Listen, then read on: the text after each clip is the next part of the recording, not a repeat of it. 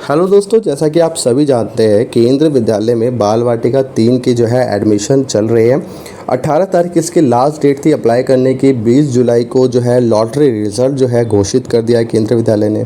इसको अगर आप चेक करना चाहते हैं, अगर आपने अप्लाई किया था और चेक करना चाहते हैं कि बच्चे का नाम आया है नहीं आया है, हमने बहुत सारी वीडियोस पे बनाई है, आप लोग जाके प्लेलिस्ट में चेक कर सकते हैं। या सिंपली मैं थोड़ा सा बता भी देता हूँ कि कैसे चेक करना है। आप लोग या तो स्कूल में जाके नोटिस बोर्ड पे चेक कर लीजिए, नहीं तो आप लोग जो स्कूल है, जिस भी स्कूल में आपने अप्लाई किया, जैसे केंद्रीय विद्यालय JNU कैंपस, केंद्रीय विद्यालय शालीमार बाग, केंद्रीय विद्यालय आगरा, जिस भी स्कूल में आपका है वहाँ का नाम आप लिखेंगे KV एंड साथ में जगह का नाम, तो आपके जो है गूगल में वो लिस्ट आ जाएगी, मतलब वो URL आ जाएगा और वहीं से आप ओपन कर सकते हैं ऑफिशियल वेबसाइट।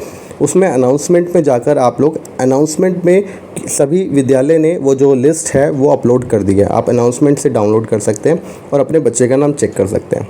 अब बात यह है कि अगर बच्चे का नाम आ गया है, उसमें सबका नाम है, वेटिंग में है, कुछ का बच्चों का नाम और कुछ का सेलेक्टेड है। अब वेटिंग कौन सा है, सेलेक्टेड कौन सा है, अगर आपको लिस्ट को समझ में देख के समझ में नहीं आ रहा है तो आप लोग हमारी एक और वीडियो जो प्लेलिस्ट में हमने ऑलरेडी अपलोड करी है कल ही, आप उसको चेक कर सकते हैं और समझ सकते हैं कि किस तरीके से आप उस वेटिंग लिस्ट या सिलेक्टेड स्टूडेंट को समझ सकते हैं कि आपके बच्चे का सिलेक्शन हुआ है या नहीं हुआ है। और हुआ है तो फिर तो आप एडमिशन कराने जा ही सकते हैं। अगर वेटिंग में है तो कितना वेटिंग में है, किस और वो वीडियो से आपको थोड़ा आइडिया लग जाएगा कि आपका अगर वेटिंग में भी है बच्चे का नाम तो क्या आपके चांस है बच्चे के एडमिशन होने के। क्योंकि ऐसा नहीं है वेटिंग वालों का एडमिशन नहीं होता। वेटिंग में अभी ये प्रोसेस जब तक चल रहा है, पहले उनको कॉल वॉल किया जाएगा, बुलाया जाएगा। अगर वो पेरेंट नहीं पहुंचते हैं कुछ दिनों तक तो उसके बाद वेटिंग लिस्ट वालों को भी कॉल करके बुलाया जा सकता है। तो अब बात करते हैं, मान लीजिए आपके बच्चे का सिलेक्शन हो गया है या वेटिंग लिस्ट में जिनका ज़्यादा दूर तक वेटिंग लिस्ट नहीं गया, थोड़े ही पास में है, उनका भी नंबर आ सकता है। तो वो लोगों को अब क्या चाहिए, डॉक्यूमेंट चाहिए एडमिशन कराने के लिए, क्योंकि सारे काम तो पूरे हैं, आपने एप्लीकेशन फॉर्म भी भर ही रखा है ऑलरेडी। तो आपको अब जाना है विद्यालय में और विद्यालय में जाने के बाद आपको साथ में डॉक्यूमेंट लेके जाने, फ़ोटोकॉपीज़ वगैरह एंड ओरिजिनल, एंड वहाँ पे वो वेरीफाई करके फिर आपके बच्चे का एडमिशन का प्रोसेस जो है कंप्लीट करेंगे। अब आपको क्या क्या डॉक्यूमेंट चाहिए, ये है मेन बात। तो ये वीडियो इसीलिए बनाई जा रही है कि आपको क्या क्या डॉक्यूमेंट चाहिए, आपको बार बार चक्कर ना काटने पड़े। क्योंकि कई बार क्या होता है डॉक्यूमेंट पूरे नहीं होते, तो फिर विद्यालय वाले यही कहेंगे आपको कि आप पहले डॉक्यूमेंट पूरे कर लीजिए और उसके बाद आना। और मान लीजिए आप लास्ट डेट तक ही जा रहे हैं और उसके बाद अगर डेट निकल जाती है तो आप लोग फिर एडमिशन शायद हो सकता है आपका वो मतलब दूसरे बच्चे को दे दे, वेटिंग लिस्ट वाले को। तो इसलिए आप लोग अपना डॉक्यूमेंट कंप्लीट करके रखिए और जाके आप कुछ ही दिन में, अब आज भी जा सकते हैं, आज नहीं तो 2-3 दिन, मंडे को चले जाइए, ट्यूसडे को, यानी 29 जुलाई से फर्स्ट क्लास शुरू हो जाएगी, आप ये सोच लीजिए। तो आप उससे पहले कोशिश करिए एडमिशन जाके करा लें। तो अब करना क्या है, देखिए, पहला तो आप डॉक्यूमेंट क्या क्या रखेंगे, जो जो आपने अप्लाई किया था, किस कैटेगरी से अप्लाई किया है। सर्विस कैटेगरी से अप्लाई किया है तो सर्विस कैटेगरी के जो इन्फॉर्मेशंस है वो सारी आपको रखनी है, सर्टिफिकेट्स वगैरह। RT से अप्लाई किया है तो RT से रिलेटेड, OBC SC ST से अप्लाई किया है तो उससे रिलेटेड डाटा। इसके अलावा कुछ कॉमन डाटा है, जैसे कि आधार कार्ड बच्चे का, ठीक है, मम्मी पापा का आधार कार्ड ये आपको लेके जाना है, बच्चे का बर्थ सर्टिफिकेट चाहिए वो आपको लेके जाना पड़ेगा, ठीक है। और इसके अलावा फ़ोटोज़, बच्चे की फ़ोटोज़ और मम्मी पापा की फ़ोटोज़, ये कुछ फ़ोटो जो पासपोर्ट साइज़ फ़ोटो होती है वो आपको स्कूल में लेके जानी पड़ेगी एट द टाइम ऑफ जब भी आप एडमिशन फॉर्म आगे कंप्लीट करने जाते हैं। इसके अलावा अब हम बात करते हैं, मतलब ये तो कॉमन चीज़ें हैं जो सबको लेके जानी है। इसके अलावा जैसे कि मान लीजिए आपने OBC या SC ST किसी भी कैटेगरी से अप्लाई किया है, मतलब आपने जब उसमें इंफॉर्मेशन भरते हैं तो देते हैं ना general category OBC SC ST, तो अगर बच्चे का सिलेक्शन उसी के बेस पे हुआ है तो आपको वो डॉक्यूमेंट भी वहाँ पे प्रोड्यूस करने पड़ेंगे। तो जैसे मान लीजिए मैं SC ST की बात करता हूँ, SC ST का बच्चे का अगर आधार वो SC ST का सर्टिफिकेट नहीं बना हुआ तो मम्मी पापा का चल जाएगा, अभी चल जाएगा फ़िलहाल। हो सकता है केंद्रीय विद्यालय बाद में कुछ दिनों में आपको सबमिट करने के लिए कहे बच्चे के नाम का भी। तो अभी अगर मम्मी पापा का SC ST का सर्टिफिकेट बना हुआ है तो आप लोग वो सबमिट करा सकते हैं एडमिशन पर्पज़ के लिए। इसी तरह OBC वाले केस में भी है, OBC के लिए भी अगर आपका मम्मी पापा का किसी का सर्टिफिकेट बना हुआ है तो वो सबमिट करा सकते हैं, मतलब पापा का, मम्मी का नहीं, पापा का ज़्यादा मेन है यहाँ पे। तो पापा का अगर है तो वो सबमिट करा सकते हैं।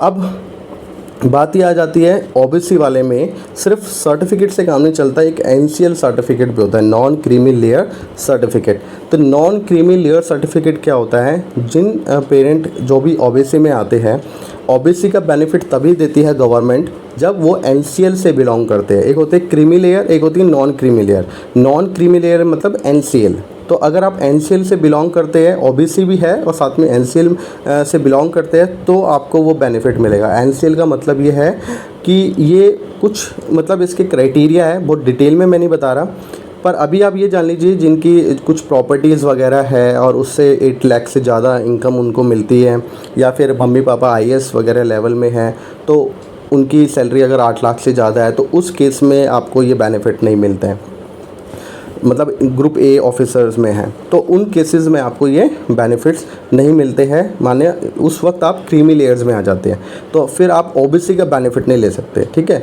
और अगर मान लीजिए आप एनसीएल में आ रहे हैं, तो इसका मतलब ये है कि आपके मदर फादर किसी ग्रुप ए ऑफिसर्स वगैरह की कैटेगरी से बिलोंग नहीं करते हैं, और ना ही उनकी किसी प्रॉपर्टी से, खेती बाड़ी वगैरह से जो है 8 लाख से ज़्यादा एनुअल इनकम वो कमाते हैं, ठीक है। तो ये अगर फैमिली इनकम आपकी 8 लाख से कम है, तो आपका एनसीएल सर्टिफिकेट बन जाता है। तो ये भी आपको ओबीसी सर्टिफिकेट के साथ सबमिट करना पड़ता है, और ये एनसीएल सर्टिफिकेट भी आपकी तहसील वगैरह से ही बनता है, जहाँ से ओबीसी का सर्टिफिकेट बनता है। तो ये हो गया ओबीसी एससी एसटी वालों के लिए, ठीक है, ये सब लेके जाना पड़ेगा। अब मान लीजिए आपने सर्विस कैटेगरी 1 2 3 4 में से किसी में से भी अप्लाई किया है और आपके बच्चे का सिलेक्शन हो गया है, तो सर्विस कैटेगरी 1 2 3 4 वालों के लिए, 5 वालों के लिए इस तरह का कोई मतलब सर्विस सर्टिफिकेट वगैरह उनको नहीं देना पड़ता, जो सर्विस कैटेगरी 5 से जिनका सिलेक्शन हुआ है, ठीक है। लेकिन सर्विस कैटेगरी से जिनका सिलेक्शन हुआ है 1 2 3 4 से, उन लोगों को सर्विस सर्टिफिकेट को जो है वहाँ पे मतलब अपने जो हेड ऑफ़ डिपार्टमेंट होता है उससे वेरीफाई करा के आपको सबमिट करना पड़ता है। उसका जो परफॉर्मा वगैरह है आप लोग वेबसाइट से डाउनलोड कर सकते हैं, और उसमें डिटेल भर के आपको वो अपने ऑफिस से मतलब वेरीफाई करा कर, सर्टिफाई करा के उसको स्कूल में at the time of admission लेके जाना पड़ेगा। इसी तरीके से सर्विस सर्टिफिकेट के साथ साथ में अगर आपने सर्विस के जो ट्रांसफ़र्स है आपके, मतलब आपके पिछले 7 सालों में जो भी ट्रांसफ़र हुए, वो एडमिशन के टाइम भी आपसे मतलब एप्लीकेशन फॉर्म जब आप भर रहे थे उसमें भी ये डिटेल्स आपसे मांगी गई थी, और आपने वहाँ पे अगर कुछ भी दिखाया, 1 ट्रांसफ़र 2 ट्रांसफ़र 3 ट्रांसफ़र 4 जितने भी, क्योंकि इसका बेनिफिट भी होता है, जिनके जितने ज़्यादा ट्रांसफ़र होते हैं उनको प्रेफरेंस दी जाती है। तो अगर आपने इस तरह के डाटा शो किया है तो आपको वो फिर अपने ऑफिस से वेरीफाई करा के लाना पड़ेगा। उसका परफॉर्मा भी वेबसाइट पे है, वहाँ से डाउनलोड करके उसमें डिटेल भर के हेड ऑफिस, अपने जो ऑफिस हैं वहाँ से, ऑफिस से आप उसको वेरीफाई करा के एडमिशन के टाइम लेकर जाएंगे। तो ये 2 चीज़ हो गई सर्विस कैटेगरी वालों के लिए। सर्विस कैटेगरी 1 2 3 4 वालों के लिए, central government, state government, autonomous body, इन सब के लिए, ठीक है। सर्विस कैटेगरी 5 जिन्होंने चूज़ किया था उनके लिए इस तरह का कोई मैंडेटरी नहीं है, अपनी सर्विस का रिकॉर्ड उनको नहीं देना है। तो ये भी चीज़ आपको क्लियर हो गई है। अब एक लास्ट रह जाता है आरटी। आरटी क्या होता है, जिन बच्चों ने आरटी, जैसे उसमें जब आप एडमिशन से अप्लाई कर रहे थे, तो एडमिशन के लिए अप्लाई कर रहे थे, तो आरटी का भी डिटेल मांगा। अगर आपने आरटी के थ्रू अप्लाई किया है तो आरटी वाले बच्चे को सिर्फ 5 किलोमीटर, विदिन 5 किलोमीटर में आपका घर पड़ता है, आपको ये शो करना है। तो उसके लिए आपको एक डिस्टेंस सर्टिफिकेट देना पड़ता है, ठीक है। वो भी परफॉर्मा वेबसाइट पे, वो भी आप फिल करके बच्चे के नाम से माता पिता को ही साइन करने हैं उस पर, किसी और से सर्टिफाई नहीं कराना है। तो वो सेल्फ डिक्लेरेशन टाइप का होता है, वो आपको स्कूल में एडमिशन के टाइम लेके जाना पड़ेगा जिनका आरटी में सिलेक्शन हुआ है, क्योंकि आरटी में सिलेक्शन का एक क्राइटेरिया ये है कि विदिन 5 किलोमीटर आपका रेजिडेंशियल एरिया होना चाहिए। तो वो आपको सर्टिफाई करना पड़ता है कि हाँ कि मेरा 4 किलोमीटर है, 3.5 किलोमीटर है, 2.1 किलोमीटर है, जो भी है वो आपको दिखाना पड़ेगा। अच्छा, एक और चीज़ मैं बताना भूल गया, ईडब्ल्यूएस सर्टिफिकेट और बीपीएल। ईडब्ल्यूएस से अप्लाई करने वाले या बीपीएल से अप्लाई करने वाले जो पेरेंट्स थे, जिन्होंने जब एप्लीकेशन फॉर्म फिल करते समय ईडब्ल्यूएस या बीपीएल में से कुछ भी चूज़ किया है, तो ईडब्ल्यूएस सर्टिफिकेट, अगर आपने ईडब्ल्यूएस चूज़ किया है तो इनकम सर्टिफिकेट वगैरह नहीं दिखाना कि भाई हाँ हमारी सैलरी इतनी है तो हमें ईडब्ल्यूएस में आप एंटाइटल मानो। तो उसके लिए आपको ईडब्ल्यूएस का ही सर्टिफिकेट दिखाना पड़ेगा। ईडब्ल्यूएस का सर्टिफिकेट भी वहीं तहसील वगैरह में बनता है, तो आप वहाँ से जाके बनवा सकते हैं, मतलब बनवा लिया ही होगा आपने, तभी अप्लाई किया होगा, तो वो आपको लेके जाना पड़ेगा। और माता पिता के नाम पे है तो भी चल जाएगा, ठीक है। और एक है BPL सर्टिफिकेट, अगर BPL कार्ड वगैरह बना हुआ है बच्चे का नाम उसमें तो वो भी चल जाएगा, या फिर BPL सर्टिफिकेट भी बच्चे के नाम पे बनवा सकते हैं आप, या मम्मी पापा के नाम पे है। अभी फ़िलहाल एडमिशन के पर्पज़ के लिए चल जाएगा, बाकी स्कूल में आपको बता दिया जाएगा। अगर वो मतलब चाहते हैं कि बच्चे के नाम से भी बनवाओ तो वो आपसे बाद में इसके लिए मतलब बच्चे के नाम से एक और नया सर्टिफिकेट बनवा के मांग सकते हैं। तो आपको अभी एडमिशन के लिए माता पिता के नाम पे OBC SC ST BPL EWS इन सब के सर्टिफिकेट माता पिता के नाम पे भी चल जाएंगे। तो ये सब डिटेल थी। अभी एडमिशन चल रहे हैं, जब तक आपको ये सारे डॉक्यूमेंट्स जो है तैयार रखने हैं।